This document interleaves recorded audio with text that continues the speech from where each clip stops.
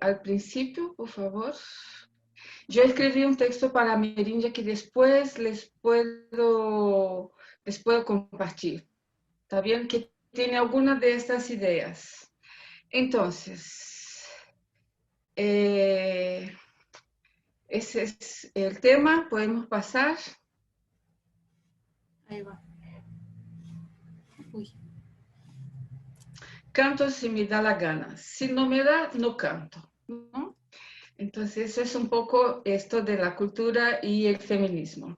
Bueno, hay muchas cosas ahí cuando hablamos de cultura popular, aún más en los días de hoy. Entonces, no es una expresión muy fácil.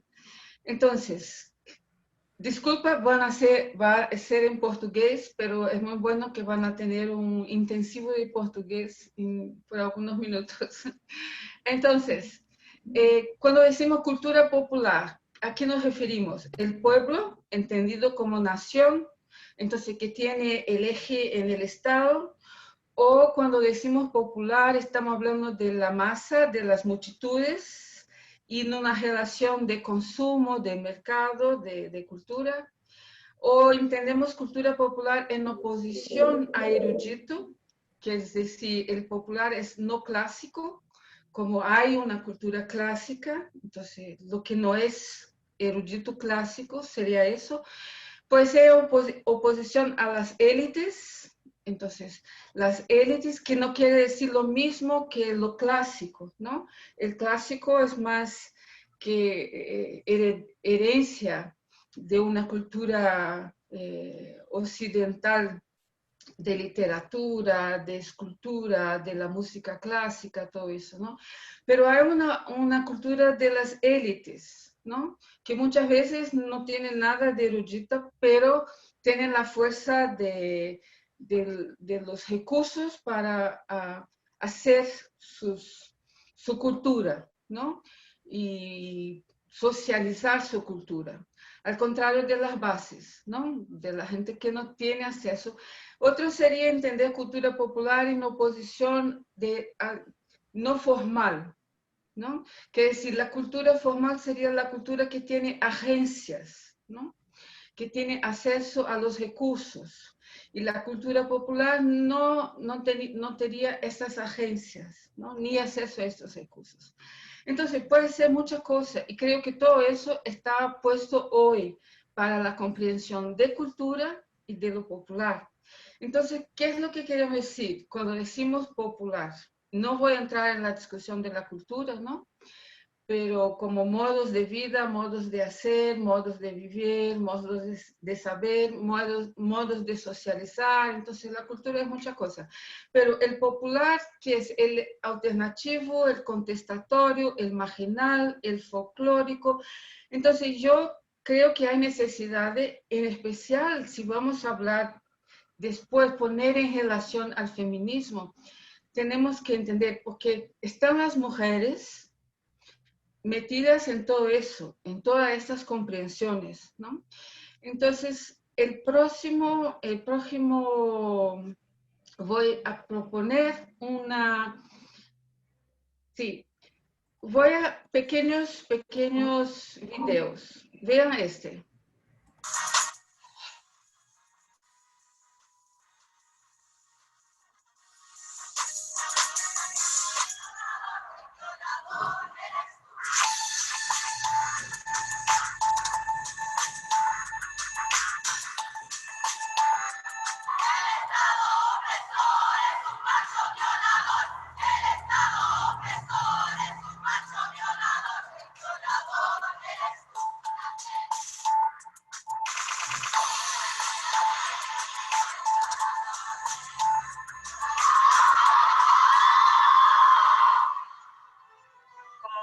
Y hombres estamos de pie de lucha porque nuestro territorio es nuestra casa, nuestro territorio es nuestra decisión y nuestro territorio no está de venta.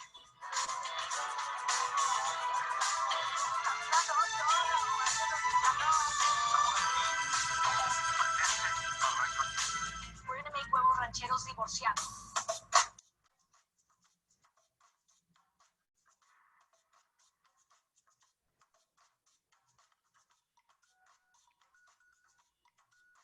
¿Sígueme escuchando? Es lo más íntimo de los seres humanos. Que alguien te dé la confianza de darle de comer, ya merece todo tu respeto de entrada.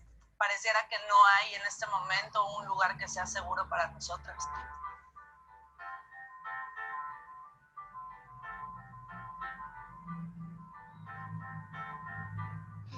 Entonces, esta es la revista Time de Estados Unidos. Ellas siempre hacen un listado de las mujeres más importantes en el planeta, en el año, ¿no? Y ahí hay estos 4 grupos desde Latinoamérica. Y son grupos muy distintos y podríamos decir que son todas feministas o no. Son todas de cultura popular o no, ¿no? La tesis con certeza, ¿no? Y la tesis, aunque podríamos decir que no es popular, que no está metida en las culturas periféricas, pero logró a nivel de Chile, a nivel de Latinoamérica y del mundo, logró socializar su mensaje, su comunicación, ¿no? Lo mismo las indígenas de Ecuador, ¿no? Es feminista.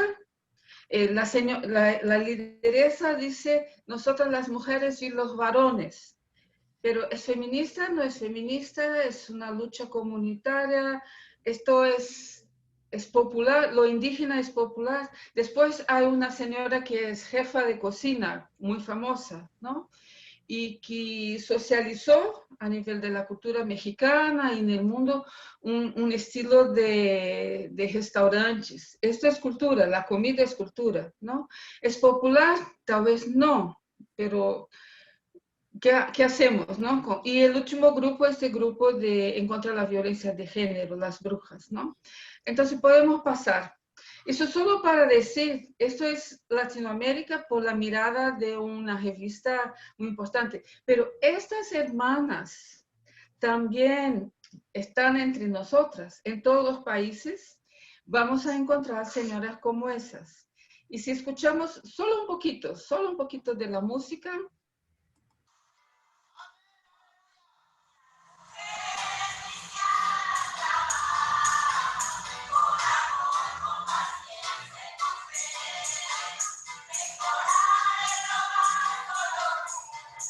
está bien, es suficiente. Mira que se organizaron para vestirse, un poco como la tesis, que están presentándose y están hablando desde la mujer trabajadora. Y el canto dice que trabajamos en la casa, trabajamos en la calle, trabajamos en la iglesia y trabajamos para el Señor. Y este es un escenario cultural cada vez más significativo en Latinoamérica. Yo no sé cuánto en Argentina, pero en Brasil, en Centroamérica, en otras partes, esa es una cultura, o si usted quiere, es una subcultura. Pero ¿qué es lo que va a definir la subcultura y la cultura popular? Esto con certeza es popular, ¿no? Pero entonces, ¿cómo establecer la relación con el feminismo? Puede pasar. Esos no les voy, eso es el famoso jaca, taca, taca, taca, que son jóvenes latinoamericanas que suben en chiquitoque bailando. A ver, solo un pedacito, ¿qué es lo que hacen? Y son millones de jóvenes mujeres latinoamericanas. Y la madre que no diga que yo aquí le he montado. Bueno, ahí está, ya saben, ya lo vieron. Esto también hace parte de lo que está pasando, ¿no?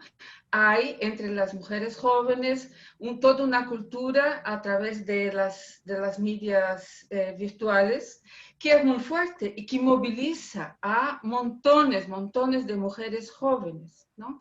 Esa es una subcultura, más o menos es una de las subculturas más fuertes hoy en día. Podemos pasar.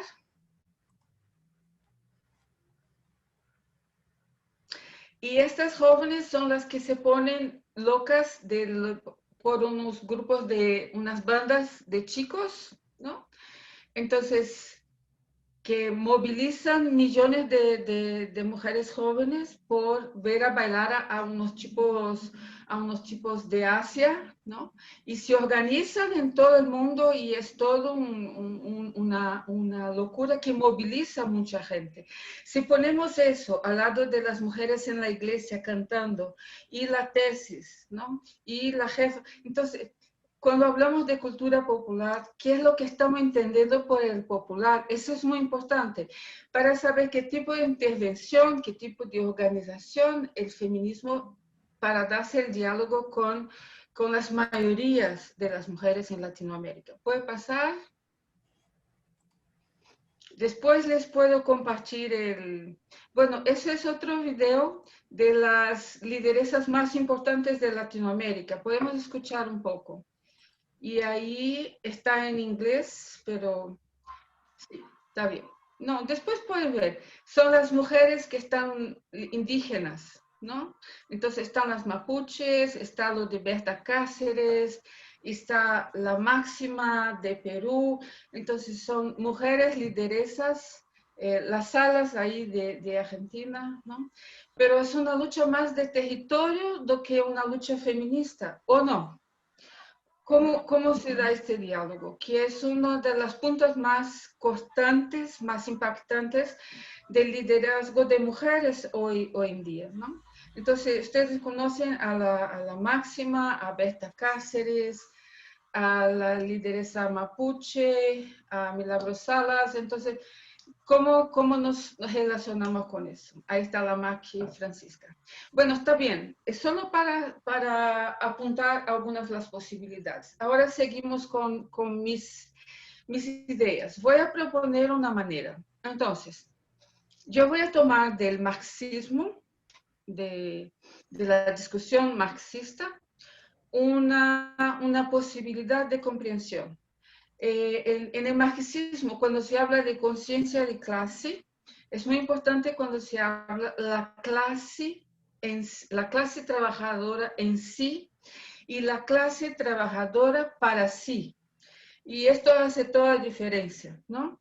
La clase trabajadora en sí son los trabajadores, las trabajadoras. Es una condición en relación al capital, en relación a los poderes, ¿no? Al acaparamiento de la tierra, de la riqueza. Es una condición. La clase para sí es el grupo, entonces, que ya piensa a sí misma, desde sus propias motivaciones. Sigue siendo clase en sí, sigue siendo condición, pero ya tiene una intencionalidad de intervención para los intereses de la clase trabajadora misma. Entonces, voy a intentar trabajar con la idea que en este turbillón, en estas muchas culturas y subculturas que están las mujeres en Latinoamérica, yo voy a hablar de una cultura popular en sí, una condición, que es todo eso, pero hablar de una cultura popular para sí, es decir, reconocer, y ahí creo que va a estar el feminismo, ¿no? De estos grupos, de estas condiciones más o menos organizadas, ¿cuáles son las que tienen una intención de intervención, de defensa de las mujeres y de los derechos de las mujeres? Entonces, de una cultura popular para sí. Porque hoy en día se dice muchas cosas del feminismo, ¿no? Por ejemplo, ahora hay más mujeres en el fútbol. Y es importante, ¿no? Hay más mujeres haciendo comentario de los juegos, en la televisión, todo eso, ¿no? Y entonces en las medias, los periódicos van a decir el feminismo en el fútbol. Más o menos, ¿no? Entonces, porque está todo muy mezclado. Y tal vez si hablamos sobre esta condición más general, de un feminismo más generalizado en la cultura y de un feminismo en una cultura popular que está más intencionado y está más organizado en términos de intervención. A ver si funciona, podemos pasar. Entonces, esa es mi propuesta, ¿no? Hacer la distinción. Esto yo ya había dicho, la clase en sí, la clase para sí, podemos pasar. Entonces yo voy a hablar que hay una conciencia feminista en sí, o una conciencia de las mujeres, que sí creo que se está generalizando, ¿no? Y incluso es motivo de muchos de los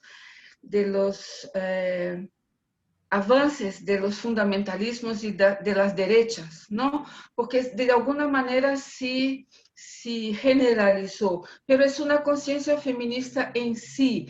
Las mujeres sí se dan cuenta de ciertas contradicciones, ¿no?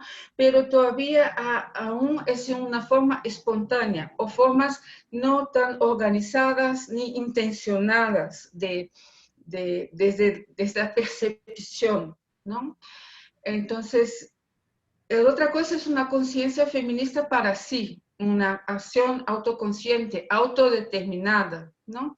Que desarrolla una acción consciente, que tiene objetivos y tiene sus motivos y lo hace de modo organizado y intencional. Yo no, cuando hablamos de cultura popular y feminismo, yo creo que no podemos desprezar ninguna de las dos, ¿no? Porque el feminismo no puede seguir hablando solo entre nosotras mismos, ¿verdad? Sino que está el desafío de un feminismo para sí, de autoconciencia y autodeterminación, pero que tiene que darse cuenta a nivel pedagógico, a nivel metodológico, a nivel de la utopía y del horizonte, que tenemos que ampliar y lograr hablar con estas otras formas del feminismo en sí. Vamos a seguir. Después, si quieren, podemos hablar más de eso. Entonces, en la historia del feminismo y cómo se relaciona con la cultura, tuvimos momentos en la historia más reciente, ¿no? En este texto que yo escribí para Amerindia, yo traté de buscar una clave no colonial para el feminismo. No podemos empezar a hablar del feminismo latinoamericano desde el siglo pasado, mitad del siglo pasado y desde la matriz occidental. Esto también hace parte de los feminismos acá, entre nosotras. Pero mucho antes ya había un feminismo en sí, en la condición de resistencia de las mujeres indígenas, de las mujeres negras, de las mujeres anarquistas, al principio de la organización de la clase obrera en Latinoamérica. Entonces, eso es una visión más amplia que después les puedo compartir este texto, ¿no? De las muchas aguas del feminismo en Latinoamérica. Pero en estos últimos 50 años tenemos tres tiempos, ¿no? Hubo un tiempo de que el feminismo se entendía como una lucha específica. Estaba la lucha sindical, la lucha política, y había una lucha específica de las mujeres. Eso es típico de los 70, ¿no? La lucha específica de las mujeres. Un segundo momento fue un momento de profesionalización del feminismo. Fue por ahí por los 80, los 90, donde van a surgir un montón de ONGs, de espacios organizados de género, ¿no? Que van a ser transnacionales, van a recibir recursos desde afuera del continente, profesionales y que van a centrarse en la construcción de políticas públicas, de fórum, de visibilidad, pero sin mucha pretensión de hablar con la mayoría de las mujeres, con la masa de las mujeres, ¿no? Y tenemos un tercer momento, el actual, que es, el segundo momento es un flujo más vertical, ¿no? Las mujeres, las ONGs, el Estado en la producción de políticas públicas, ¿no? Que fue muy importante, pero que no tenía una base popular, que no lograba. Hacía políticas para las mujeres, pero no mucho de verdad que involucraba a las mujeres desde donde, de la diversidad y desde la base, ¿no? El tercer momento que podemos decir el actual es un flujo más horizontal. Y estos momentos ellos no van desapareciendo, sino que van un poco acumulándose y van creando, entonces quiere decir, seguimos hablando sobre políticas públicas, pero ya no lo queremos hacer con el flujo vertical, ¿no? Por las ONGs. Entonces, ¿cómo es que hacemos con los feminismos plurales, con la lucha antirracista, clasista, LGBTI? Entonces, por ahí. Entonces, por ejemplo, en la cuestión del aborto, ¿no? Si en un primer momento era una lucha muy específica que no lograba hablar con la sociedad, en un segundo momento surgieron organizaciones que lo hacían casi que profesionalmente, y ahora en la tercera onda ya hay una socialización, ya hay un proceso de ampliación de esta lucha, ¿no? Con todas las contradicciones que hay. Podemos pasar. Entonces, si esto es así, ¿no? Voy a retomar la afirmación del encuentro feminista que pasó en Uruguay en 2017, creo que fue el último, ¿verdad? Creo que sí. Y el documento de Uruguay es una belleza. Creo que cada uno de nosotros tenemos que retomar, porque es muy bueno para saber dónde estamos, ¿no? Y ahí van a preguntarse por los nombres del feminismo, ¿no? Y decir que quieren hacer la ruptura con los contenidos eurocéntricos, occidentales, blancos, y terminan diciendo somos muchas, diversas. Y ahí viene un poema. Feministas populares, indígenas, comunitarias, negras, lesbofeministas, con capacidades diferentes, feministas socialistas, materialistas, trabajadoras, sindicalistas y otras, ¿no? Entonces, el encuentro de Uruguay lo puso así clarito, ¿no? Y yo me quedé pensando, ¿dónde estamos nosotras? Creo que estamos ahí y otras, ¿no? Es decir, cómo el movimiento feminista reconoce a nosotras, las mujeres cristianas feministas, o no nos reconoce, o si estamos metidas en estas otras modos de organización. Pero sobre eso quiero hablar un poco más a frente, ¿no? Entonces, la conclusión es, la próxima es un poco la síntesis de lo que proponió el encuentro de Uruguay. Somos diversas, desiguales, pero no dispersas. Entonces, ese es el primer reto en relación a las culturas populares, el feminismo y la cuestión de la religión de las mujeres, el interreligioso, ¿no? Reconocer que somos diversas, de reconocer que somos desiguales, pero no queremos ser dispersas. Y esta debe ser nuestra motivación, ¿no?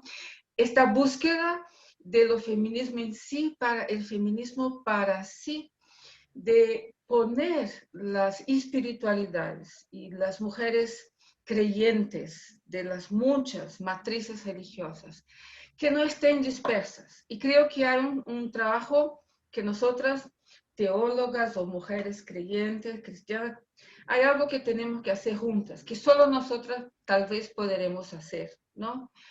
No como parte de esta diversidad, ¿no?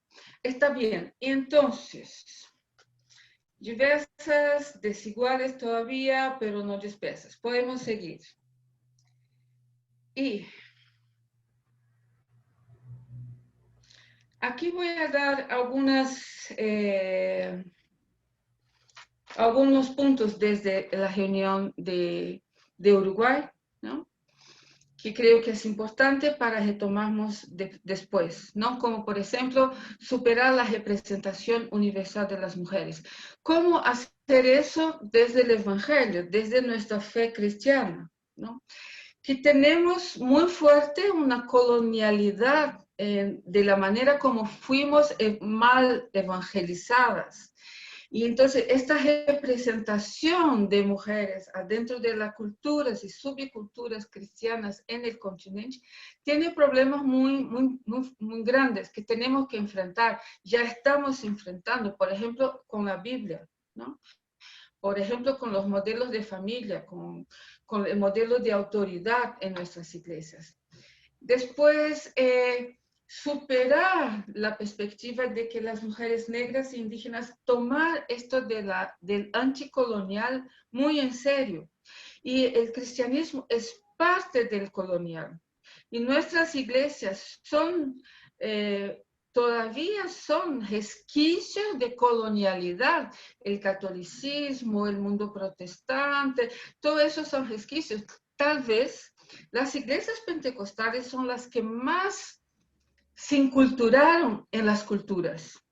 Tienen más del alma mágica latinoamericana. Entonces, ¿cómo vamos a tratar de eso, no? Entonces, cuando hablamos de las mujeres indígenas y negras, entendemos sus espiritualidades, entendemos que hay una racionalidad desde otro lugar, ¿no? Y que la religión fue un elemento de resistencia fundamental.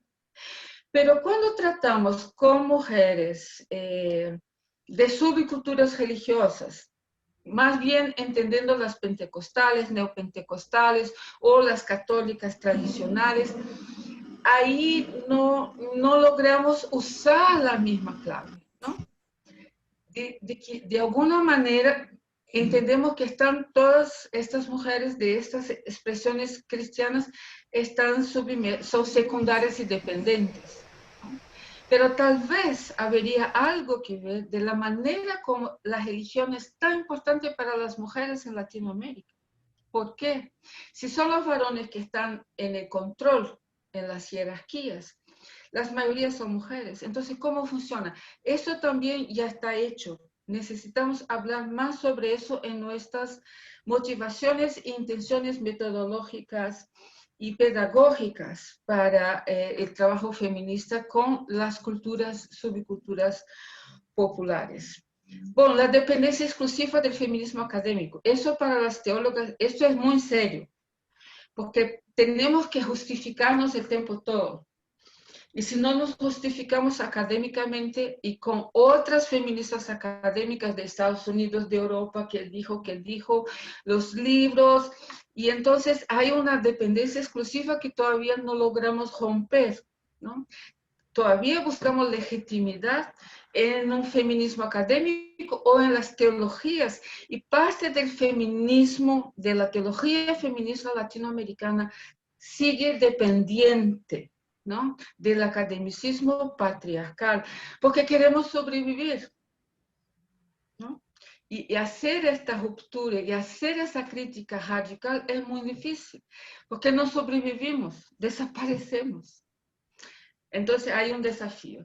Y después, más allá del activismo profesional del feminismo, ¿no?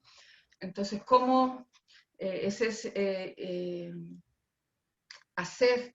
Hay que tener las organizaciones feministas, hay que tener las militantes, todo eso, ¿no?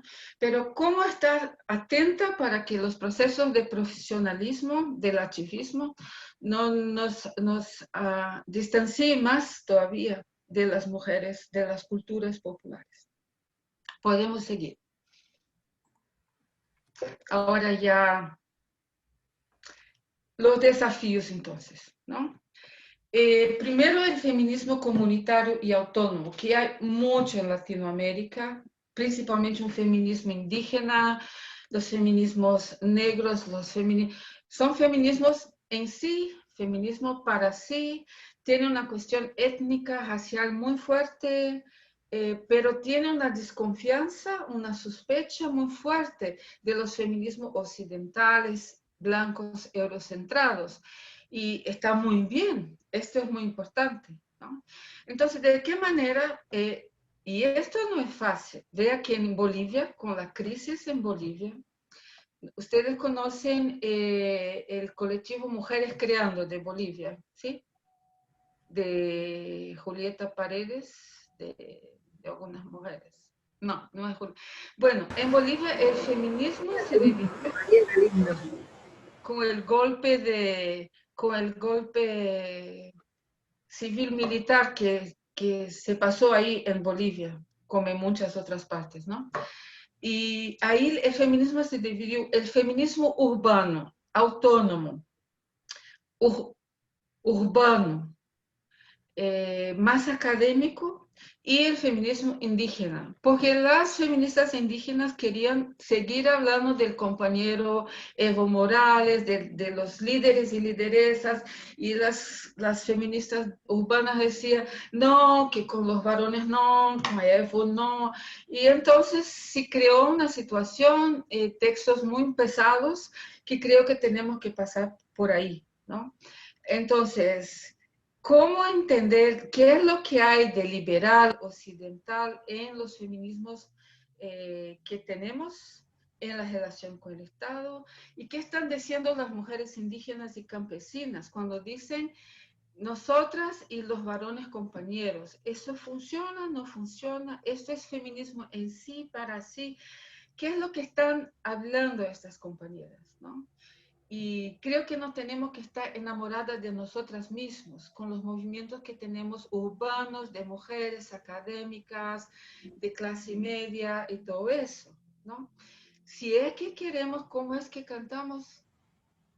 Se cuida, sea machista. América Latina va a ser toda feminista. Se cuida, se cuida.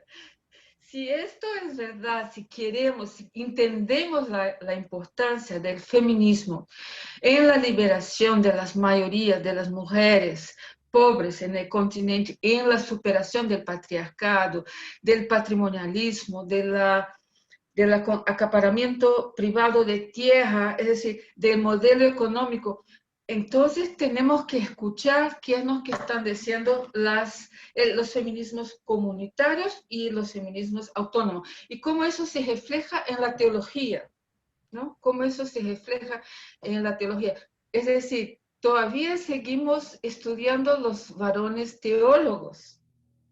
Está bien, son importantes, pero ¿cuándo es que vamos a hacer la radical crítica del patriarcado también en la teología de la liberación, por ejemplo, ¿no?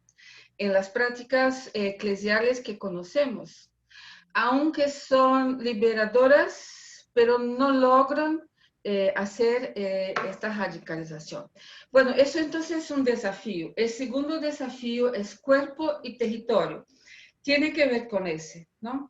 Parte de la contribución de los feminismos campesinos, indígenas y negros de las comunidades tradicionales, esta comprensión que para las mujeres urbanas, clase media y centradas en este feminismo más académico, sindical, de los partidos políticos, ¿no? Esta clave del territorio no era tan fuerte, no es fuerte, porque somos todas sin tierra, no tenemos territorio y estamos bien, logramos vivir sin territorio, pero eso es una lástima. Y lo que el feminismo indígena, negro, campesino nos va a enseñar es que hay una relación entre cuerpo y territorio, ¿no? Entonces, la clave de los derechos del cuerpo personal a nivel individual, ellos tienen relación y vinculación con los derechos territoriales y comunitarios, ¿no? Entonces, las luchas de la cuestión reproductiva en Latinoamérica, pero la reproducción es la reproducción, la interrupción del embarazo, el planeamiento familiar, pero también es cómo las sociedades, las comunidades reproducen la capacidad que tienen de reproducir su modo de vida, de reproducir sus modos de saber, ¿no? Entonces, esta relación muy fuerte en las mujeres indígenas que está en los videos que les compartí, es esto. Son mujeres fuertes de defensa del territorio contra la minería, contra el acaparamiento de tierra, y la lucha feminista no va por primero. ¿Sí o no? ¿Sí o no? Pero ¿por qué son ellas? ¿Por qué son las mujeres lideresas que están poniendo la cara y siendo el liderazgo? ¿Por qué el liderazgo masculino en esta lucha no va? ¿Qué relaciones tiene entre cuerpo y territorio que crea esta intención de es feminismo para sí? Es el territorio para sí. pero puede ser que sea feminismo para sí, en la lucha del territorio. Entonces, esto para mí es muy importante, cambió mi vida hace 25 años que estoy trabajando con campesinas y en mi teología. Entonces, esto para mí es fundamental. Las ciudades en Latinoamérica están agotadas. Las políticas para las mayorías de las mujeres en la ciudad son muy restrictas. Si no tenemos una mirada de territorios urbanos, ¿no?, de relaciones territoriales con los cuerpos de las mujeres pobres en las favelas, en las villas miserias, en las ollas comunitarias, como territorios de disputa con el capitalismo y el fascismo. Creo que ahí hay una perspectiva muy importante, que es importante pensar eso en la teología. Una vez que la familia, la propiedad y la patria son muy teologizadas, son grandezas muy teológicas, ¿no? Entonces, la propiedad de la tierra es una divindad en Latinoamérica, la propiedad privada, los terratenientes, ¿no? Entonces, hacer la decomposición teológica religiosa de esta pertenencia del acaparamiento de tierra, de la minería, desde la perspectiva religiosa es muy importante, ¿no? Hay un texto de un uruguayo que se llama Eduardo Gudinas, que trabaja con otras gentes la teología del extractivismo, del neoextractivismo. Y él va a mostrar cómo se sostiene religiosamente la minería en Latinoamérica. Y ahí están las mujeres, están las primeras, las lideresas en la lucha contra las minerías. Entonces hay algo ahí y la teología tiene que escuchar. Tercero, para terminar, es la pandemia del machismo y el feminicidio, todo eso que ya conocemos, ya sabemos, ¿no? Entonces, y ahí mucha gente, ¿cómo respondemos a eso? Que ahora con la pandemia del COVID se quedó más claro. Pero ya sabemos que ahí hay un problema. Rita Segato está trabajando mucho eso, la guerra en contra de los cuerpos de las mujeres. ¿Conocen el texto de Rita Segato, ¿no? Pero hay un montón de tareas teológicas ahí que son muy importantes. De qué manera el patriarcado religioso sostiene esta cultura machista violenta y mortal para muchas mujeres, ¿no? Y el último punto, ya estoy terminando. El último desafío, espiritualidad y ecumenismo, ¿no?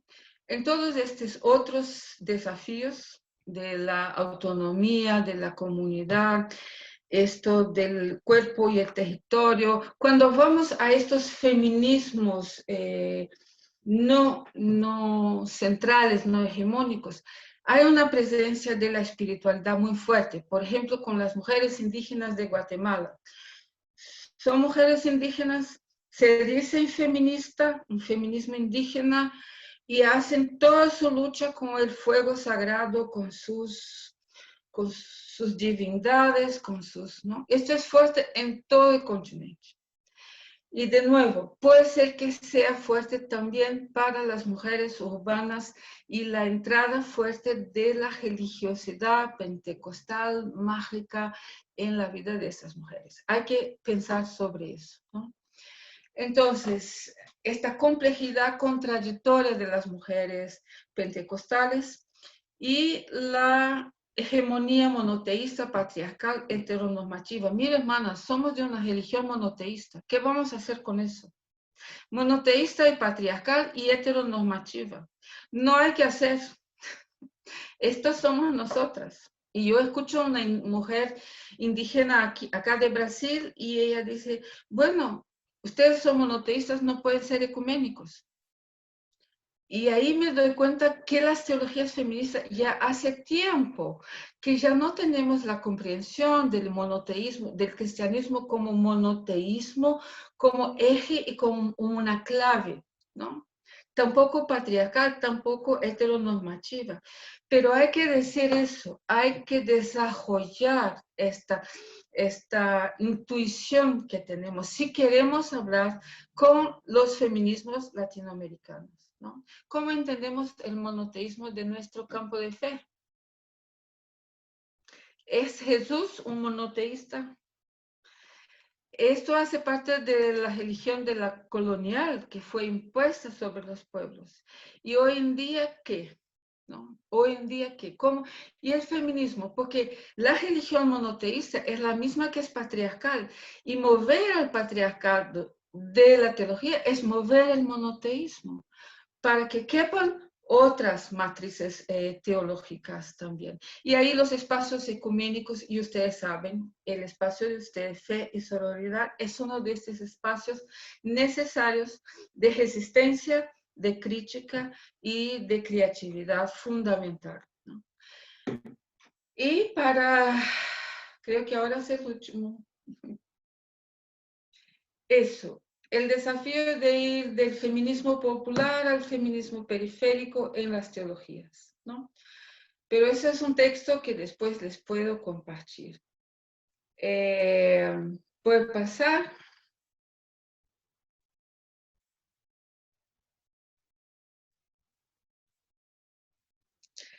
El movimiento feminista de América Latina no necesita de teología. La lucha tiene belleza, es justa, necesaria, no necesita, pero la teología latinoamericana necesita del feminismo, ¿no?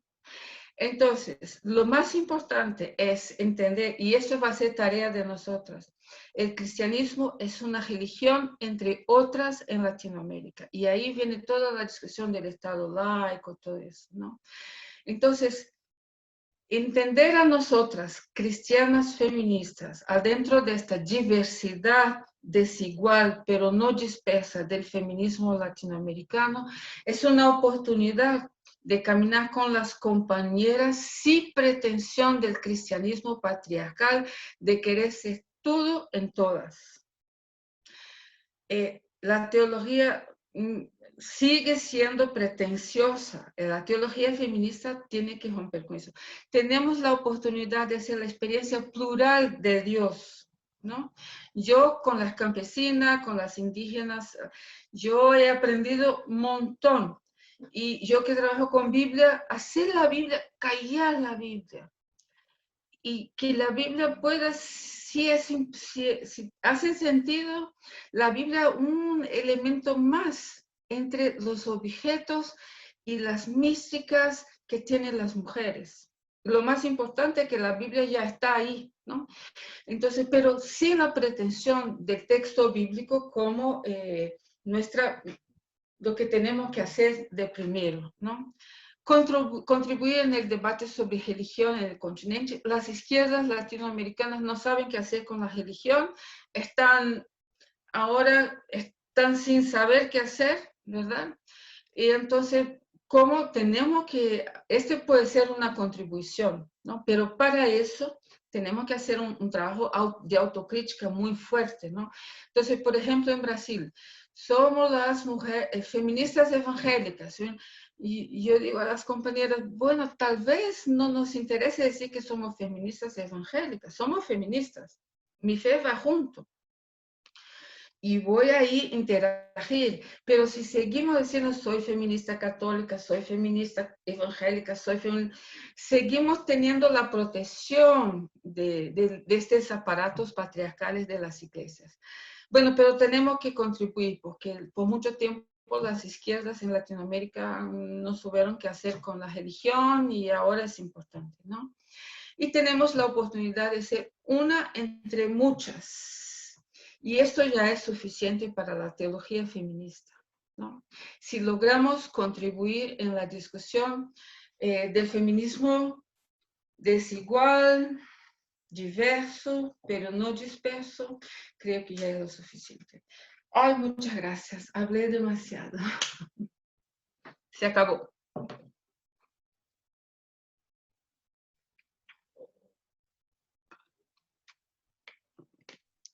Muchas gracias, Nancy. Muy hermoso escucharte y todo lo que compartiste me parece sumamente importante. Yo fui anotando algunas cosas, pero me gustaría que las compañeras, si quieren, la que tenga alguna resonancia, alguna también pregunta, la idea es que pueda abrir su micrófono o escribirla en el chat y nosotras la podemos leer, pero como tener un ratito de intercambio, porque todo lo que planteaste en estos minutos creo que da mucho para charlar. Así que la que quiera romper el hielo.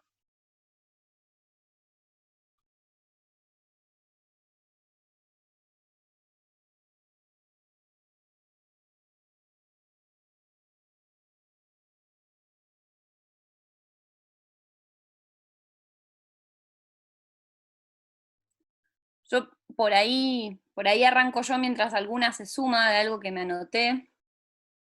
Te quería preguntar qué pensás vos de cómo se puede intervenir, eh, digamos, en correlación a la teología feminista, digamos, más academicista. ¿Cuál sería como un consejo o cómo hacer puente ahí para unir lo más popular? Bueno, y todo lo que planteaste, digamos, desde tu experiencia, ¿no? Como teóloga y después con el trabajo con las campesinas.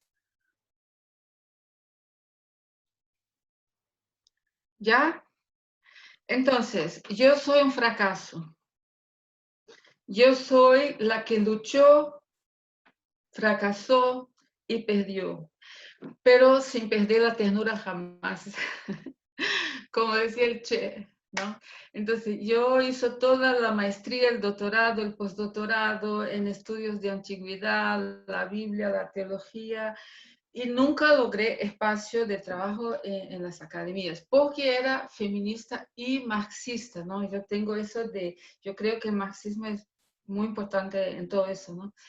Entonces yo tuve experiencias muy difíciles en mi iglesia, en las otras iglesias, y un poco por ¿cómo voy a decir? Por mi biografía, mi biografía moral, ¿no?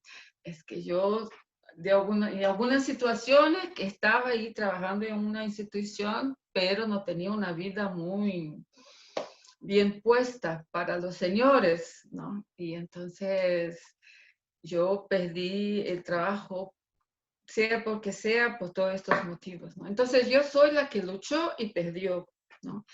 Pero esto por ejemplo, la pastoral de la tierra, donde yo trabajo ya 25 años, ahí encontré mi espacio, ¿no? Entonces, ahí hago trabajo de base, hago trabajo teológico, soy pastora, me llaman de pastora, lo que mi iglesia ya no me llama de pastora, pero la gente sí me llama de pastora. Entonces, yo soy una historia de fracaso. Mi historia positiva en todo eso fue con la revista Hibla. ¿Conocen a la revista Hibla?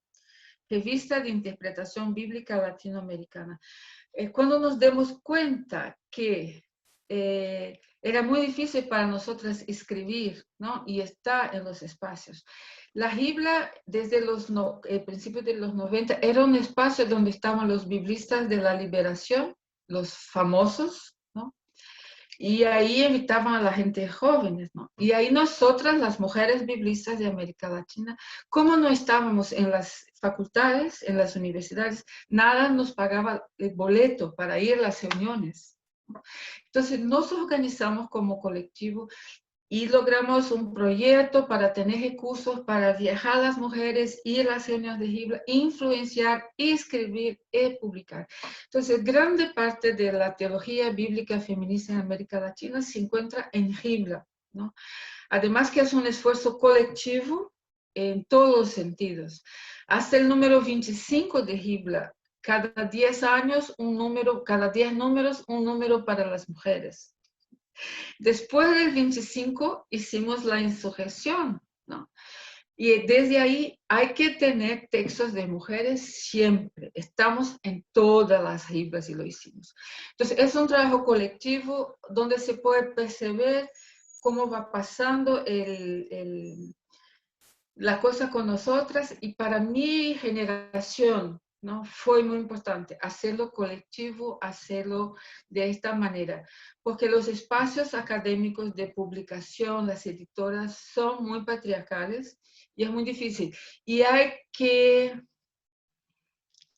conceder mucho para estar ahí, ¿no? Claro, hay compañeras que están en esos espacios, pero sí es un proceso de concesión todo el tiempo, ¿no? Que es muy, muy, muy pesado. Entonces, pero yo de alguna manera tengo mi voz y mi teología tiene, la gente me reconoce, pero porque tengo mi legitimidad desde los movimientos populares, de la lucha campesina, ahí construí mi legitimidad. Y fui combinando la exégesis, las ciencias teológicas con lo de la lucha. Entonces, hoy en día soy considerada una teóloga híbrida. Nadie sabe dónde yo estoy, ¿no? Entonces, yo fui a hacer una competencia para una universidad y yo escuché, ay, pero tú eres muy híbrida. Eres sistemática, eres bíblica, eres pastoral, eres qué. Y yo les decía, señores, yo no soy nada de eso, ¿no? Yo soy todo eso, más o menos, ¿no? Pero entonces no se encaja, ¿no? No quiero desanimar a las compañeras que están empezando, pero para mí fue la lucha colectiva, hacer los colectivos así como son ustedes, para escribir en colectivo, para publicar en colectivo, para apoyarnos en los espacios, ¿no? Eso fue mi salvación, las compañeras.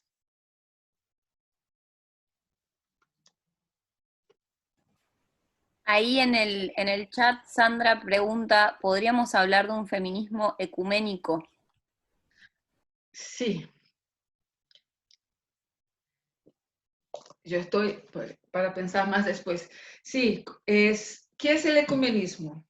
Es cuando una dice, tiene sospechas de su propia tradición. Yo soy metodista, pero mi confesión, mi tradición no me está ayudando mucho, ¿no? Y voy al movimiento ecuménico y me encuentro con otras personas que también tienen autocrítica de sus confesiones, ¿no? Y eso es lo liberador del movimiento ecuménico, que una puede hacer autocrítica de su propia confesión sin tener que hacer la ruptura. No quiero hacer la ruptura, quiero seguir, ¿no? Pero quiero sospechar, quiero intentar superar, ¿no? Y el movimiento ecuménico entonces nos da este espacio de confianza, ¿no? De encontrar gente que también, ser ecuménico es eso, el ecumenismo desde arriba de los señores dueños de las iglesias, no estoy hablando de eso, ¿no? Estoy hablando de los movimientos ecuménicos, porque el ecumenismo es más bien los varones encontrándose para legitimar sus autoridades, ¿no? Estoy hablando de las organizaciones, los espacios ecuménicos, los encuentros. Esto es fundamental. Primero porque uno puede sospechar de su confesión sin desaparecer. Y el segundo es que usted va, en mi caso, no tienes que salvar tu confesión. Yo no tengo que salvar la iglesia metodista, ¿no? Yo la amo, aprendí mucho, fue muy importante en mi formación. Hay cosas que sí, me gusta cantar y me gusta la oración, todavía sigo. Pero cuando usted se consolida en el ecumenismo, ¿no? Te das cuenta, yo me llevo mejor con las hermanas religiosas católicas que trabajan con las campesinas que con las pastoras metodistas, ¿no? Entonces yo cuando voy a la casa de las hermanas católicas, ahí en los pueblos campesinos, es ahí donde yo me quedo. Y hacemos oración, compartimos la comida y esto.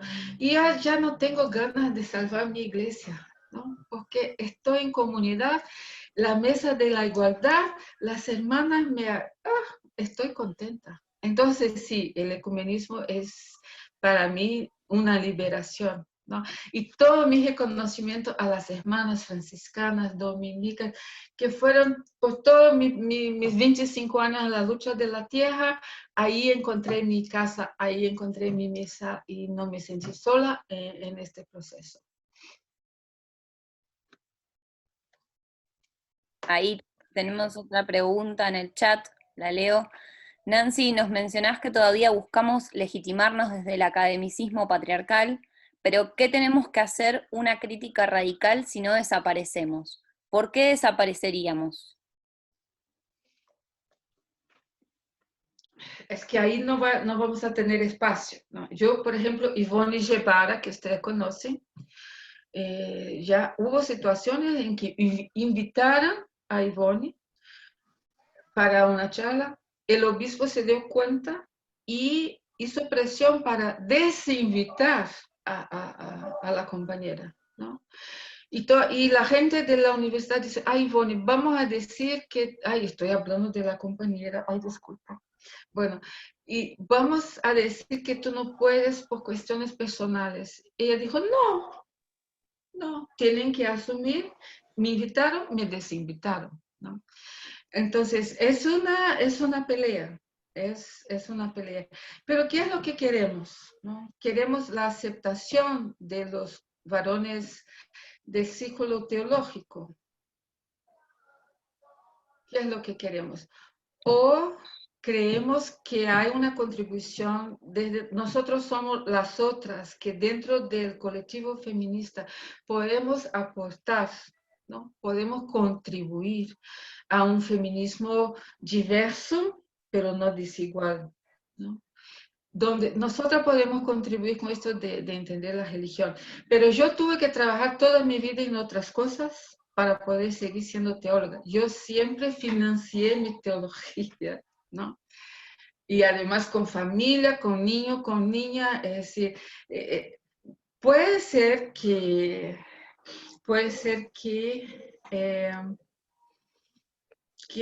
de aquí a frente sea más fácil, porque el fascismo está mostrando la cara patriarcal del cristianismo de una manera y está revelando la tibiez, la incapacidad de estas teologías patriarcales de hacer frente, ¿no? Porque son las cuestiones de género, de la sexualidad, es familia, es cuerpo, es aborto, y ellos no saben hablar sobre eso, ¿no?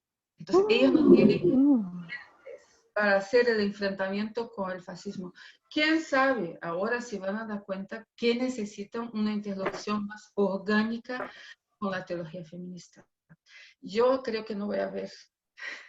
Ya a los 60 años una ya no tiene muchas esperanzas, aunque soy pesimista en la realidad y optimista en la espiritualidad.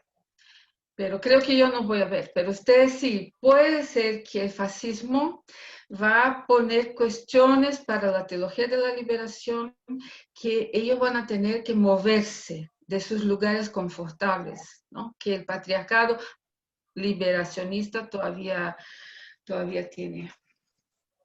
Pesimista y optimista.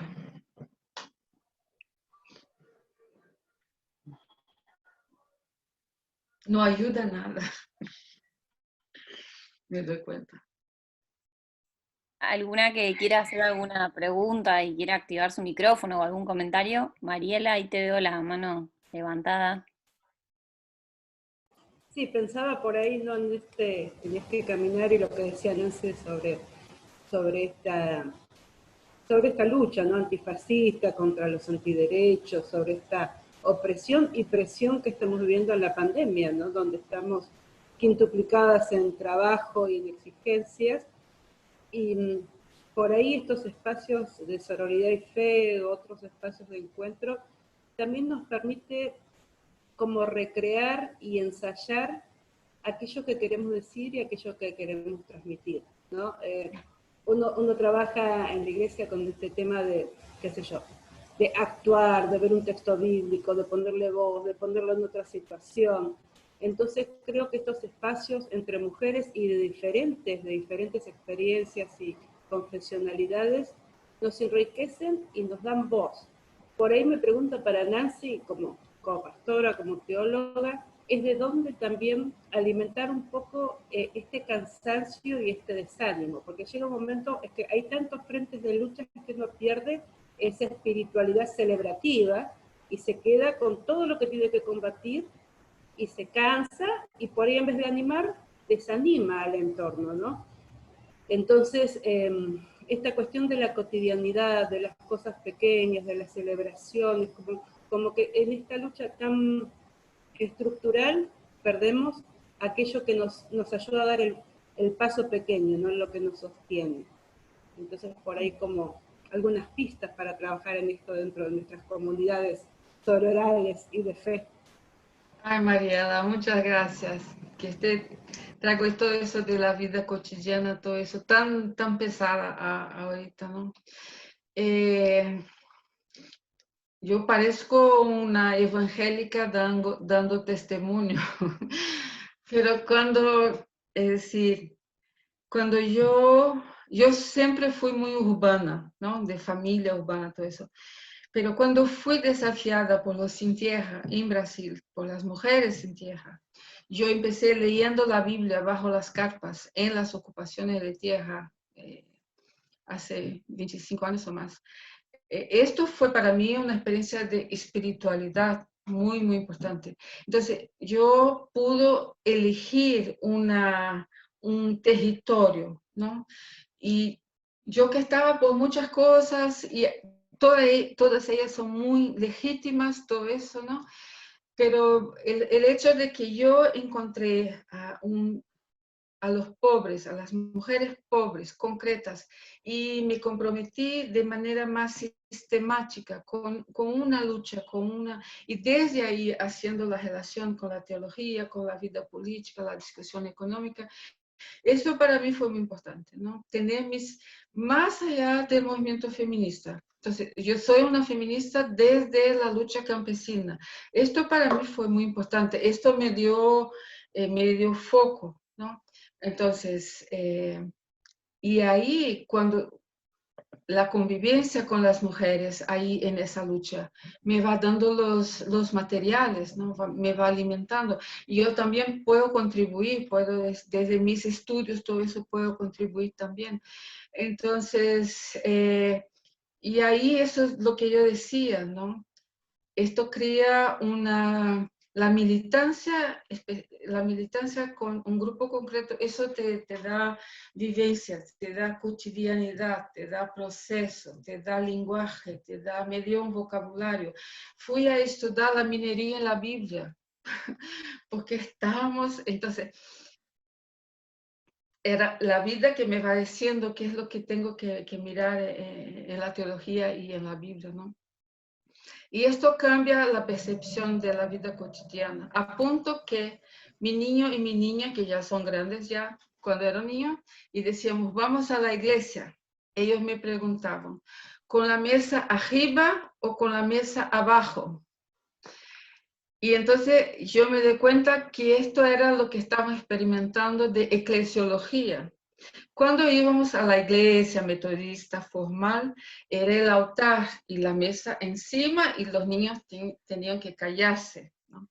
Cuando iban a las celebraciones en la lucha de los sin tierra, con los campesinos, campesinas, la mesa era abajo, la Biblia en el piso, la flor en el piso, las herramientas en el piso, el agua en el piso, y los niños podían jugar con los otros niños, porque es otra lógica, ¿no? Otra lógica. Entonces, así, de esta manera, la lucha popular, ¿no? La lucha popular para sí me cambió la percepción cotidiana, incluso de mi casa. Ya no es solo mi casa, mi familia, sino que tengo una comunidad ampliada y esto me fue muy, muy importante, ¿no? Pero sí, la vida cotidiana es toda una historia.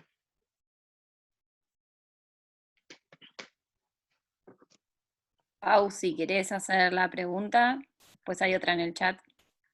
Vale. Mariela. Hola Nancy, hola a todas. Me preocupa un poco el neopentecostalismo y me gustaría saber si encontrás alguna fisura como para interpelar a esas mujeres neopentecostales. Vengo de una iglesia neopentecostal y viví muchas situaciones de violencia y veo mucha violencia en las mujeres, por lo menos acá en Argentina, y muchas situaciones de opresión y mucha como alienación o inconsciencia de parte de las mujeres. Y me gustaría, si tenés alguna idea, si estás pensando cómo se puede interpelar ese tipo de sujetos. ¿Quién está hablando? ¿Paula? Paula. Ay, Paula, yo te quería preguntar a ti cómo fue el proceso, ¿no? Sería muy, muy interesante. Pero mira, entre las campesinas en los movimientos del campo, en los interiores de Brasil, ahí están los movimientos pentecostales, neopentecostales, ¿no? Y esto para nada crea impedimento para que estas mujeres estén en la lucha. No más que la estructura de las organizaciones campesinas mismo, ¿no? Entonces, las estructuras campesinas todavía son masculinas, ¿no? También. Entonces, no es nada muy raro que las iglesias también tengan. Pero hay un montón de mujeres pentecostales, neopentecostales, que están en la lucha, porque la predicación de los pastores de la prosperidad no funciona. La gente se da cuenta si no lucho, si no voy a organizarme y si no voy a una toma de tierra, no me va a salir, ¿no? Y entonces, esta es mi experiencia. Que sí, mujeres que tienen que escapar de los maridos para venir a la reunión, mujeres que tienen que ir las compañeras a hablar con el marido para que puedan ir a la lucha en una otra parte. Entonces, el machismo está en las mujeres pentecostales como está en las otras estructuras también, ¿no? Tiene el aparato legitimador, ¿no? De los rituales, que eso es lo específico de las iglesias, que no tiene el espacio sindical, el espacio partidario, que también siguen siendo masculinos, ¿no? Pero siempre me pregunto, ¿pero por qué estas mujeres están ahí? ¿Por qué no se van? ¿Qué es lo que encuentro? Y una mujer me dijo, ay, me gusta tu iglesia, pastora. Me gusta cuando usted habla de la Biblia. Es muy bonito. Pero a mí me gusta ir a la iglesia para caer, para orar, para bailar, para tener un éxtasis, Y ahí tu iglesia es muy aburrida. Entonces, hay algo, ¿no? Y ahí hay sociología de la religión, antropología de la religión, psicología de la religión para entender lo que Marx dijo, el opio del pueblo, la religión como opio, suspiro de los oprimidos, es muy bueno. La religión es opio, Edén y analgésico, ¿no? Tiene esta función. Y es decir, las mayorías populares pobres que no tienen acceso, la religión les da una experiencia corporal, una experiencia colectiva de éxtasis, de experimentar que yo tengo valor, que hay vida más allá, que no estoy sola. Entonces, hay elementos ahí muy importantes que nosotras que estudiamos religión tenemos que, esta va a ser nuestra contribución de una religión, las pentecostales, neopentecostales, que es mágica, que es sensual, que la gente goza. En nuestros cultos, en muchas de las iglesias, es solo para escuchar, es solo para algún incienso o algo, pero los cuerpos no participan, ¿verdad? No participan. En esas iglesias es una lucha, la gente suda, la gente pelea, la gente se cae. Hay algo ahí, yo lo llamo acá en Brasil la religión mínima brasilera, que tiene que ver con los pueblos africanos, con los pueblos indígenas, que es el alma mágica que fue mal evangelizada por el catolicismo y los protestantes tradicionales.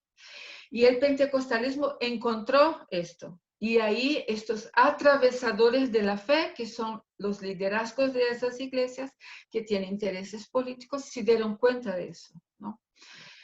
Entonces, creo que ahí hay una tarea, que fue lo que yo decía, estas subculturas, hay algo ahí. ¿Por qué yo comprendo que las mujeres indígenas hagan sus bailes, hagan sus repeticiones, hagan sus magías, porque su religión es su resistencia, y las mujeres pentecostales no? ¿Por qué? No estoy idealizando, sino que estoy llamando la atención para el fenómeno religioso. Y esa es la contribución, compañera. Nosotras podemos tratar de tornar más comprensible el fenómeno religioso. ¿Qué es la religión? ¿Cómo funciona? ¿No? Y de alguna manera la santería está evangelizando las iglesias. Estos son los pentecostales, neopentecostales. Sin la ruptura de las jerarquías masculinas. El patriarcado todavía está ahí, ¿no? Pero saben cómo lograr. Entonces, siempre me gusta decir, la señora trabajó todo el día como empleada doméstica, fue humillada, fue maltratada, nadie la vio, nadie, todo el día como una invisible, vendiendo su trabajo. Antes de ir a la casa a la noche, va a pasar en una iglesia y va a cantar, y va a bailar, y va a sentir una... Es así, ¿verdad? Que cantan y que ellas no tienen la misma de los videos que les mostré de la juventud, que está tacaraca, taca, taca, taca, taca, ¿no? Con la bunda, o ahí con los jóvenes asiáticos, las boy bands, y las chicas que están así, pero es el mismo erotismo, es la misma búsqueda de superación, ¿no? Que tiene factor religioso, que está en el fútbol, que está en el entretenimiento, que está en la música, y está en la iglesia, y el capitalismo que intenta controlar todo eso, ¿no? Entonces, esto, las teólogas, las estudiosas de religión, es lo que podemos ofrecer a las compañeras feministas, de una manera que sea, no idealizando, no justificando, no manteniendo, pero ofreciendo los instrumentales de análisis para que en la organización feminista, ¿no? Se pueda, entonces, ¿qué metodologías, qué pedagogías? Yo en el trabajo mucho con lectura popular de la Biblia, educación popular y teatro del oprimido. Son mis tres herramientas fundamentales en el trabajo con las mujeres en la base, ¿no? Yo también sé dejar a la gente loca, hacer los cuerpos. Y de ahí decir, ahora vamos ahí y vamos a ocupar esta tierra. Y ya, ¿no? ¿Está bien, Paula? Ahí en el chat Claudia dice, los movimientos feministas latinoamericanos han sido muy fuertes los últimos años. Grandes movilizaciones, actos políticos, lucha por legalizar el aborto, ecofeminismo, representación política, etc. ¿Las feministas cristianas estamos dentro de ese movimiento? Las feministas no cristianas nos ven con desconfianza. Están correctas. Tienen que desconfiar de nosotras, que nosotras todavía estamos en un espacio monoteísta, patriarcal, ¿no? ¿Verdad o no? Todavía estamos en esta ambigüedad, en esta ambivalencia. Solo nosotras sabíamos lo que nos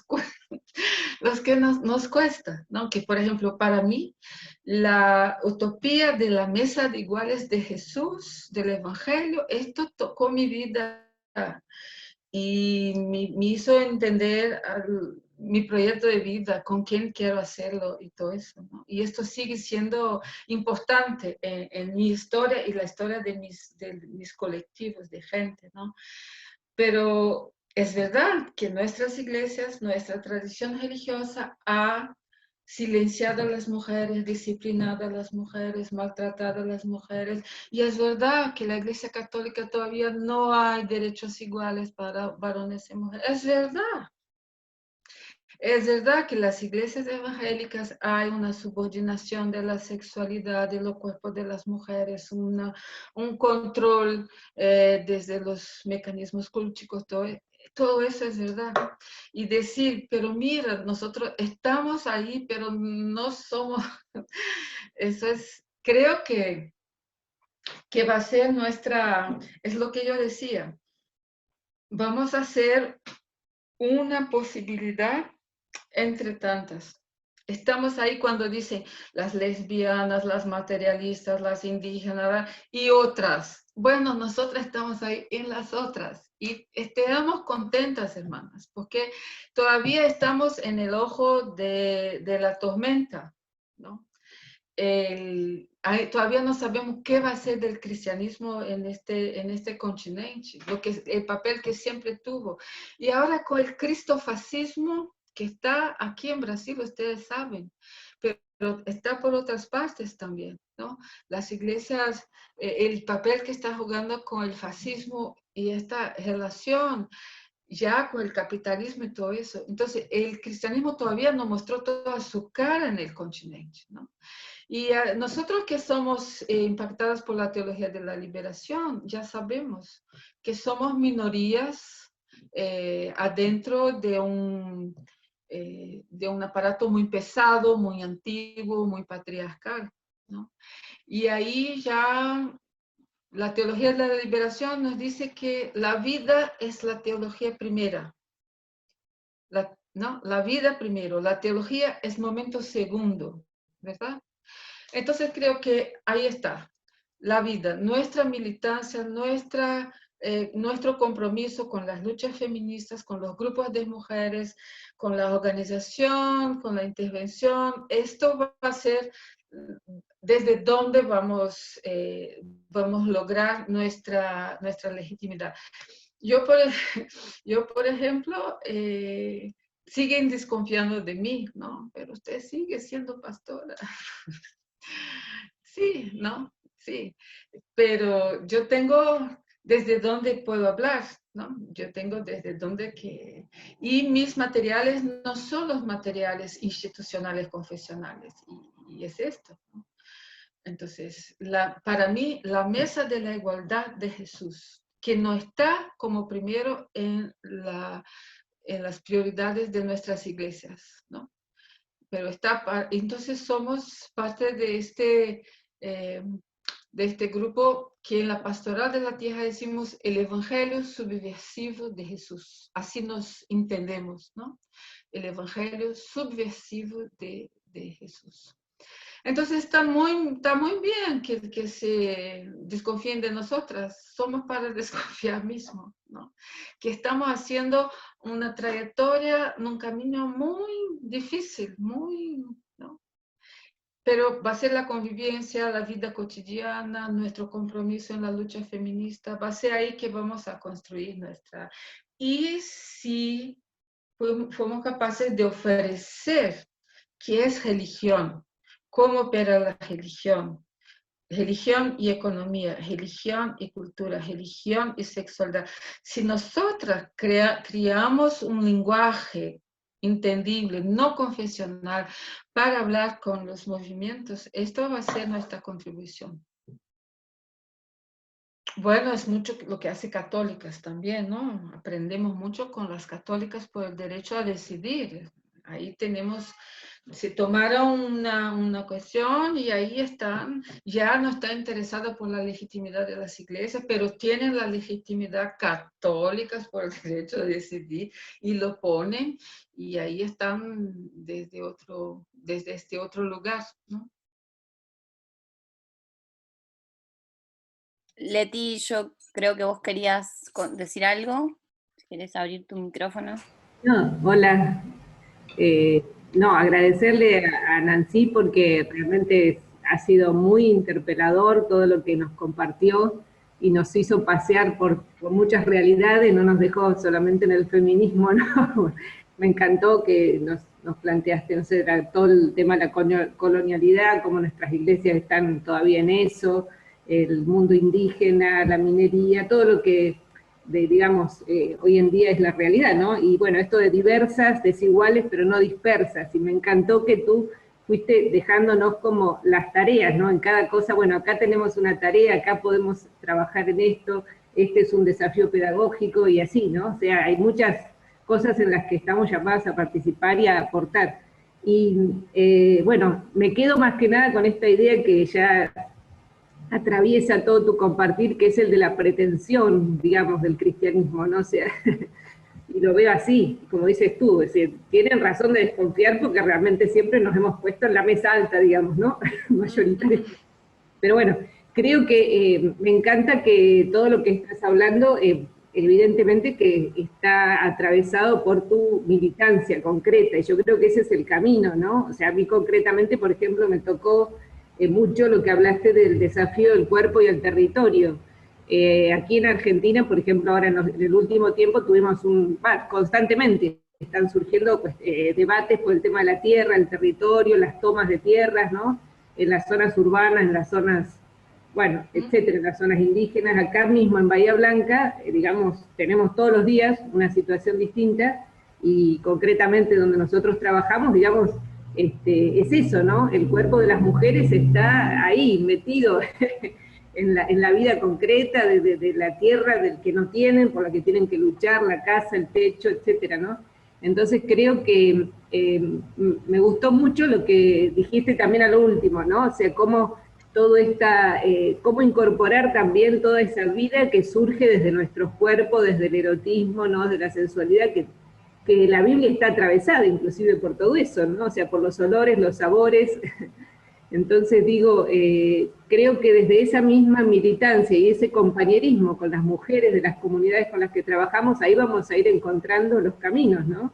Como tú decías, dialogando con ellas, compartiendo con ellas, y ahí vamos a ir encontrando las claves y los nuevos lenguajes, ¿no? Así que bueno, te agradezco muchísimo porque me encantó, muy desafiante. Gracias, Lechi. Muy bueno escucharte, gracias. Yo me preocupo con las mujeres jóvenes que tienen toda esta cultura digital, ¿no? Que tiene que ver con los cuerpos de ellas en el tacaraca, taca, taca, y los cuerpos de los boy bands que ellas están ahí locas. Entonces hay todo un investimiento muy fuerte en el cuerpo, en el erotismo, en la utopía de las mujeres, en un lenguaje que, por ejemplo, yo ya no controlo muy bien, que es el digital, ¿no? Entonces, cuando son las mujeres de los grupos de base, estoy en mi espacio. Entonces, creo que las generaciones más jóvenes, las teólogas más jóvenes, van a tener que enfrentarse con eso, ¿no? Porque es todo un mundo, es todo y trabaja mucho con mitos de belleza, mito del amor romántico, mito, pero al mismo tiempo tiene una relativación del cuerpo masculino, ¿no? El cuerpo está ahí muy fuerte, entonces, hay mucha autonomía, entonces hay cosas que pensar, entonces yo espero que las más jóvenes nos puedan decir, o quién sabe, Mariela, en un congreso de estudios en San Leopoldo, vamos a tratar de sacar unos días para hablar sobre eso, ¿no? Sobre el deseo manipulado por la máquina, la sexualidad manipulada por la máquina. Y la joven que puede tacaraca, taca, taca, y tiene gusto de poner ahí su cuerpo y ponerlo así, ¿no? ¿Cómo vamos? ¿Es liberador para las mujeres que una chica pueda hacerlo como quiera? ¿Sí? ¿Es lo suficiente? Estas cosas, Lechi, esto, quién sabe, en un año más nos encontramos personalmente y lo hacemos. Estas preguntas, las cosas que yo ni tengo idea. Ahí Mau dice, qué desafío dejar de lado nuestra realidad de clase media, que que también está presente en nuestras iglesias y que de alguna manera es también parte del paraguas en el que nos refugiamos. ¿Cómo desandamos esta trampa del patriarcado? Y dice que cree que es más una pregunta para ella misma que para vos, Nancy, pero bueno, la leemos para que también... ¿Quién la hizo? Magu López. ¿Está ahí? Magu López, sí. Ah, bueno, sí. Esto, nosotras de clase media, ¿verdad? Pero ahí entra lo de Evangelio de Jesús. Esto para mí fue el fundamental de mi experiencia evangélica con el Evangelio, que el Evangelio, como Jesús al joven rico le dice, ay, pero soy buena persona, con mi padre y mi madre, esto, y Jesús le dice, una cosa te hace falta, todavía te falta algo, va, vende todo lo que tienes, da a los pobres y sígueme. Esto, ¿no? Esto del Evangelio que una cosa te falta, no dejar, la espiritualidad del Evangelio es esa, de no dejarnos estar confortable en estos parámetros de la familia, de la casa, de la propiedad. El Evangelio es todo el tiempo la familia de Jesús es un escándalo. ¿Quién es mi madre, mis hermanos? Aquí los compañeros y las compañeras. Jesús cambia la lógica de familia y nosotros clase media estamos, mi hijo, mi casa, mi auto, y el Evangelio no nos deja. Una cosa te falta, una cosa me falta. ¿Qué es lo que me falta? Y eso es el Evangelio, ¿no? Y creo que es la actualización que el Espíritu hace de la palabra en nuestras vidas, de todo el tiempo. Eso de, ¿qué es lo? Y entonces, para mí el Evangelio fue mi punto sin vuelta, ¿así? Mi punto de no poder volver más a los intereses de clase, de mi propia clase, de mi propia familia, ¿no? Cuando Jesús dice, vas a perder casa, campo, hijo, hija, madre, padre, para recibir 100 veces más casa, campo, hijo, hija, madre, ningún padre. Es maravilloso, ¿no? Y tener todo. Entonces, si llevamos en nuestro compromiso, nuestra fidelidad al Evangelio de Jesús, ¿no? Ahí hay un llamado incontornable a deshacerse de los modelos confortables de familia, de casa, de propiedad, de carrera, de lo que sea, ¿no? Es así. El Evangelio de Jesús es algo, ¿verdad? Pero nos metieron tantas tonterías en el entorno que cuando uno se pone de nuevo ahí a hacer la experiencia, la espiritualidad, de escuchar el Espíritu actualizando en nuestra vida, ¿no? Uno dice, ¿y ahora qué? ¿No? ¿Y ahora qué? Entonces, es muy, muy bueno para las feministas. El modelo de familia, ya. El modelo de propiedad, desapareció. El modelo de autoridad, nada.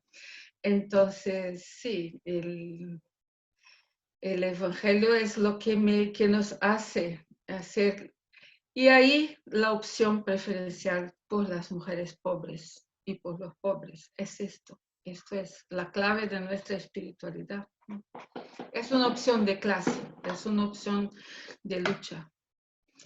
Y por la mesa de iguales. Entonces, yo siempre escuchar una cosa te falta. Eso. Esta autocrítica para mí es muy, muy importante, ¿no? Una cosa me hace falta.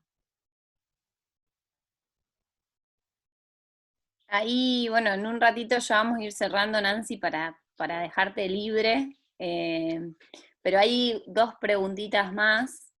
Marce Hook dice, ¿es liberador esto de mostrar los cuerpos o sigue reproduciéndose la idea de mujer como producto de consumo? De eso quiero hablar, ¿no? De eso quiero hablar.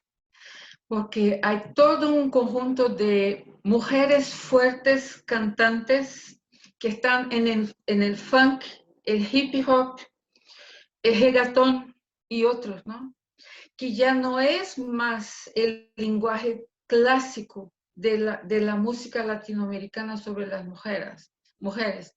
Las poderosas, ¿no? Son mujeres desnudas en punto de enfrentamiento, pero sabemos que son mercancía en el mundo del consumo musical, ¿no? Entonces hay cosas ahí, como mujeres en el fútbol, mujeres en... Algo está pasando, pero yo pienso que estos son el feminismo en sí. Todavía no son feminismo para sí, ¿no? De alguna manera es liberador, pero en sí, pero no tiene proyecto, no tiene intervención, no tiene... ¿Qué vamos a hacer? Vamos a echar estas jóvenes y decir, con ustedes no hablamos, con las pentecostales, ustedes también, con ustedes no hablamos. ¿Es esto que vamos a hacer? Ustedes no tienen conciencia, ustedes no tienen... Entonces vamos a quedarnos entre nosotras, ¿no? Y se cuida, ser machista. América Latina va a ser toda feminista, ¿no? Entonces, yo siempre, es esto. Y de ahí viene la cuestión de la intencionalidad y del feminismo para sí, como proyecto, como programa. Para mí, desde la base por la izquierda con el feminismo, poder popular. Entonces, yo ya lo tengo desde la base. Por la izquierda, con el feminismo, poder popular. Así yo resumo mis cosas, pero me tomó 60 años para llegar a eso. Entonces, no sé, pero el feminismo tiene que ser capaz de hablar con estas chicas, ¿no? Hay algo, ya estamos hablando, de alguna manera, estas subculturas del feminismo en sí ya son expresión de nuestro trabajo, de nuestra lucha, de las cosas que conquistamos en la sociedad, pero que todavía está en disputa en la sociedad. Y la reacción fascista es porque avanzamos demasiado las mujeres, ¿no? Entonces, a ver, ¿qué viene en el futuro?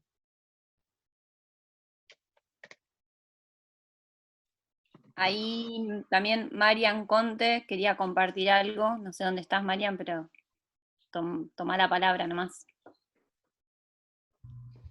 No, igual era compartir algo personal, pero tomando un poco lo que estaban comentando acerca del tema de la liberación de los cuerpos, hay también un mal concepto del feminismo que se instaló mucho y en Argentina lo podemos ver en muchas de las modelos conocidas o gente famosas, que se cree que la liberación femenina pasa también por mostrarnos. Bueno, eso como una discusión aparte, y desde el feminismo se está tratando mucho el tema de cómo mostramos nuestros cuerpos.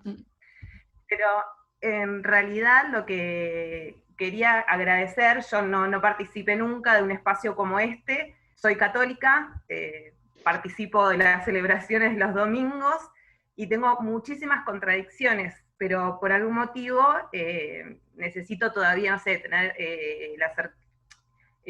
la Eucaristía o participar de los sacramentos. Pero tener un espacio como este me ayuda muchísimo, así que quería eso, compartirlo. Estas somos nosotras, María. Estas somos nosotras. Qué bueno que estamos juntas. Sí. Y esto que hablaste es el feminismo en sí, ¿no? Estas mujeres que se dicen liberadas, pero es un feminismo en sí, no es un feminismo para sí, ¿no? Por eso creo que esta distinción es importante para pensar. Pero María, a mí me gusta también cantar los cantos de las iglesias evangélicas. Ay, cómo me gusta. No quiero perder eso, ¿no? Esto también el cambio se tiene que hacer desde adentro, y si yo solo quiero vivir mi fe por separado, no, yo quiero, me parece esto de la iglesia como barca. también llevar nuestro aporte. Pero que no te frustres mucho, porque es muy pesado intentar cambiar desde adentro, ¿no? Pero lo que deciste, estamos todas nosotras juntas como una red de mujeres, nos apoyamos y estamos también en este espacio. Ahí creo que vamos encontrando un camino posible, ¿no? La desconfianza que podemos tener, que todavía tienen por nosotras muchas militantes, compañeras feministas, es también la desconfianza que yo puedo sentir de mis hermanos católicas. Quedamos muy en el medio. De acuerdo. Gracias. Hola, buenas noches. Quiero agradecer el encuentro y me quedo pensando en estos espacios también como una práctica espiritual. Hace poco que estoy participando específicamente del colectivo de Sororidad y Fe, y cada vez que nos encontramos y nos vemos y tenemos la posibilidad de intercambiar estas cosas que nos van sucediendo, encuentro también que es una práctica espiritual muy, muy, muy profunda. Y este encuentro también lo es, porque terminamos hablando de experiencias de vida. Vos, Nancy, hace un ratito decías, mi historia es la historia de una mujer que luchó, fracasó, pero está de pie. Y desde de esos lugares surgen estas ideas que vamos poniendo sobre la mesa, de historias de vida, de experiencias, de frustraciones, de haber intentado cambiar desde adentro y haber pagado el precio de abstraer la mirada, de salir del confort, de salir de la estructura que nos cautivó mucho tiempo, y creo, y lo siento así, ¿no? Estos encuentros que nos hermanan, y agradezco esta práctica espiritual, así que las saludo a todas y las abrazo, y Nancy, gracias. Gracias, Ceci.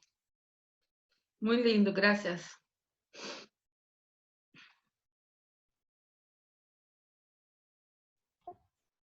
Vi que alguien más había abierto el micrófono, no sé, Maggie, ¿fuiste vos? ¿Alguien había abierto el micrófono para aportar algo?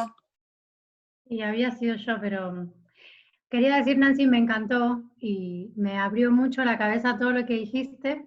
Hay una cosa nomás que por ahí no acepto del todo, y es esto de la desconfianza. Me gusta también problematizar algunas cosas. Yo entiendo perfectamente y comparto la desconfianza que debieran tener y tienen ciertas feministas sobre nuestra identidad cristiana, que es un poco lo que decía recién, creo que Marian, ¿no? Esta chica católica. Pero a la vez creo que no tenemos que asimilar esa desconfianza. Entiendo que tengan esa desconfianza, pero no tenemos que asimilarla, porque es parte de nuestra identidad. Y que otras personas desconfíen de nuestra identidad no significa que tengamos que movernos o responder a esa desconfianza por nuestra identidad. Por el contrario, afirmarnos en esa identidad con orgullo y hacer valer justamente el valor, hacer valer el valor que tiene que seamos cristianas y feministas y que tengamos cosas para decir desde la singularidad de nuestra identidad cristiana, que aporta al feminismo y a su diversidad. Creo que esa desconfianza, o sea, la entiendo pero no la acepto, como no acepto la desconfianza de hombres que consideran que por ser mujer, porque hay otras mujeres que se equivocaron o que tuvieron otros patrones de comportamiento o lo que fuera, o sea, no acepto asimilar las desconfianzas, no es una crítica a vos, o sea, es parte de enriquecer el debate.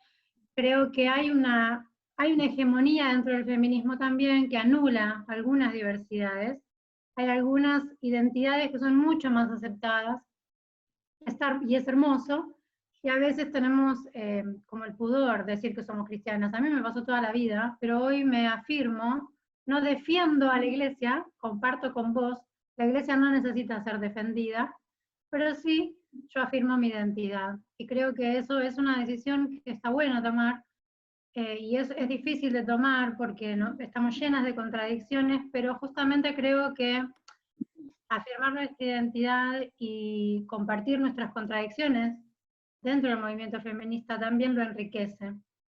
a lo mismo que enriquece dentro de las iglesias, para quienes todavía quieren pelear desde adentro, asumirse en la identidad feminista, no aceptar la desconfianza que las personas en las iglesias tienen de esa identidad feminista y señalar las contradicciones. Creo que ahí hay como todo un camino de aprendizaje y de enseñanza, de pedagogía que hacer en los entornos. Les digo, es un desacuerdo respetuoso, lo digo como que creo que aporta, eso digo. Estoy de acuerdo, creo que es eso, Sí. ¿no? Y que hay problemas también adentro del movimiento feminista, es eso, ¿no? De que todavía somos desiguales, ¿no? Y que no estemos nombradas todavía en el estado del encuentro de Uruguay, creo que es así por ahora, ¿no? Si podemos contribuir con lo que sabemos, que es la teología feminista, los estudios de religión feminista, y ofrecer eso a la lucha feminista en Latinoamérica, creo que va a ser así, ¿no? Que vamos a mostrar el valor que tenemos. Pero también no tenemos que estar prestando cuenta a las cosas, ¿verdad? Hay que liberarnos de esto, senso de deber y ninguna culpa. Y, soy feminista, soy cristiana y ya, vamos. Estoy de acuerdo. Pero me sale más difícil la desconfianza dentro de la iglesia, porque adentro de la iglesia desconfían, te silencian y te ponen afuera. Son muy, muy violentas, ¿no? Pero estamos de acuerdo. Yo soy una contradicción ambulante, así como tú. Hola, ¿qué tal, Nancy? Chicas, re lindo esto, me encanta. Paula soy. Me encanta escucharlas, y me quedo con algo muy lindo que dijiste. Bueno, todo fue muy lindo lo que dijiste ahí, anoté un montón de cosas, pero viniendo de una tradición pentecostal también, creo que hay un bibliocentrismo, ¿no?, en la iglesia pentecostal, y vos dijiste, la vida me va diciendo qué buscar en la Biblia, y no al revés. Y como que a mí esto me libera, porque es como confiar más o sea, confiar menos en ese texto sagrado que por ahí está tan mal interpretado, ¿no? Y se nos ha sido enseñado de maneras tan estructuradas, tan rígidas y cerradas, y confiar más en que Dios está en lo cotidiano, en la vida, en mi experiencia de mujer, en mi cuerpo, en mi relación con mis hermanas. Y bueno, me encanta eso que dijiste, y quería preguntarte, porque dijiste que sos un poco pesimista, un poco optimista, pero quería preguntarte cuál es tu esperanza para lo que puede llegar a pasar o lo que puede llegar a venir. Mira, Paula, esto parte de la experiencia de ser cristianas, es que tenemos este ejercicio interpretativo comunitario. Y la Biblia es esto, es que por mucho tiempo la Biblia fue tomada como la respuesta, ¿no? Entonces, las verdades. Pero no es así. En una perspectiva feminista popular, la Biblia nos ayuda a hacer las preguntas, el ejercicio comunitario interpretativo, ¿no? Entonces, la palabra de Dios está en la vida y la palabra de Dios está en el texto. Esto es para que sigamos, porque queremos ser parte de esta historia, de ese modo de creencia cristiano, ¿no? Y es alrededor de la Biblia, puede ser que sea una experiencia muy protestante, para los católicos tal vez alrededor del sacramento, son como nos conectamos con la historia, toda la historia de salvación en todas partes del mundo. Entonces, cuando hacemos el ejercicio de la lectura bíblica, nos conectamos, ¿no?, con toda esta tradición, con toda esta... Y la acción del Espíritu es justamente la actualización, porque no está en el texto, no está listo en el texto. pero yo voy con mi realidad, me encuentro con el texto y ahí en comunidad se van a producir las preguntas. Entonces, en aquel entonces se respondieron así. ¿Cómo responden ustedes? Eso es lo que hace el espíritu, ¿no? La letra mata, el espíritu vivifica, ¿no? Entonces, yo veo, eso es parte de nuestra tradición religiosa, pero que no sea bibliocentrada ni bibliofascista, porque hoy en día, más que bibliocentrada, hay un bibliofascismo, ¿no? Un uso absoluto del texto bíblico que es muy, muy peligroso. Entonces, el desafío es, al mismo tiempo, la Biblia tiene que perder importancia para volver a tener cómo dialogar con las mayorías pobres en las luchas, ¿no?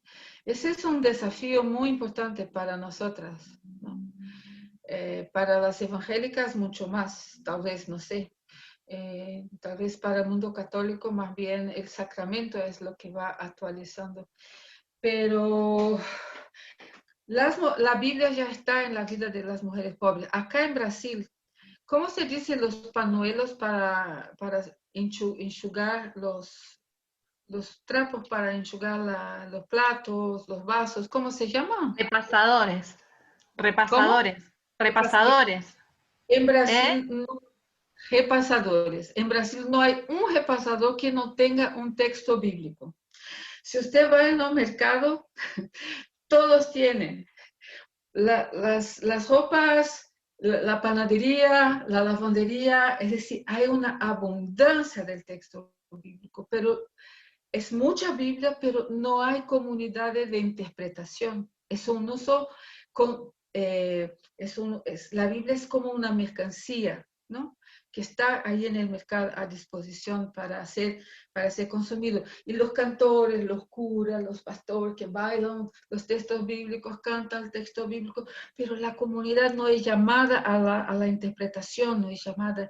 Entonces, eso es un desafío muy grande, porque al mismo tiempo hay que poner la Biblia no puede tener pretensión absoluta en las culturas, en el Estado laico, pero al mismo tiempo es legítimo desde nuestro campo de fe, nuestra vivencia de fe, retomar esta lectura que nos pone en contacto con el pasado y nos ayuda a hacer, ¿no? Pero, por ejemplo, Biblia en la escuela, no. Biblia en el Tribunal de Justicia, no. Biblia con los diputados, no. Eso ahí es el bibliocentrismo y el bibliofascismo que va pasando hoy, ¿no? Entonces, ay, sí, muchas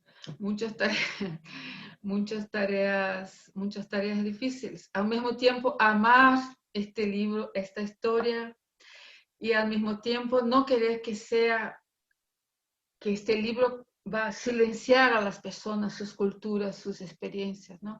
El texto tiene que impulsionar a la gente a hablar su cosa y sentirse libre, ¿no? La letra mata, el espíritu vivifica. Y ahí uno se da cuenta cuánto estamos lejos de la espiritualidad del evangelio, ¿no? Cómo las prácticas burocráticas de las jerarquías de nuestras iglesias se impusieron. Entonces, nuestras iglesias están guiadas por esas prácticas y ya no tenemos esta experiencia de la actualización. Sí. Bueno, ya son 8:05. Yo, si por mí, estaría escuchándote y compartiendo con las compañeras y hermanas hasta las 3 de la mañana. Pero bueno, para darle un encuadre y un marco todo, vamos a ir cerrando. De vuelta, Nancy, te agradecemos un montón. La verdad es que yo también tomé mucha nota y me imagino que todas por ahí también han sacado cositas súper nutritivo. Nada, se me ocurren 1000 cosas más para seguir profundizando y preguntarte y compartir, pero bueno, será una primera vez y ya tendremos otros momentos para poder generar estos puentes. Y ojalá te podamos conocer en vivo en algún momento, allá, acá, en algún lado, seguir tejiendo. El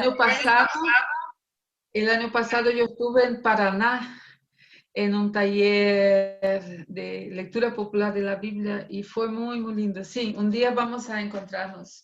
Que pase la pandemia, que se abran las fronteras y ya. ¿Está bien? Bueno, te tomamos la palabra. Muchas gracias a todas. También les queríamos, a las que no, por ahí no es la primera vez que se acercan a Sororidad y Fe, comentarles que ahora en este contexto de pandemia nos adaptamos y armamos grupos de lectura virtual y bueno, la que quiera se puede comunicar a través de las redes sociales o del mail de Sororidad y Fe, que llevan ese nombre, y hay varios grupos funcionando con diferentes horarios para compartir, para sabernos, para ver en qué anda cada una, para nada, tener estos espacios de reflexión e intercambio. Así que bueno, eso no sé si alguna otra compañera, la Luchi, Nati, alguna quiere decir algo más, pero de verdad gracias, hermosa esta experiencia también espiritual de sabernos y compartir la propia vida y la propia experiencia de fe, ¿no?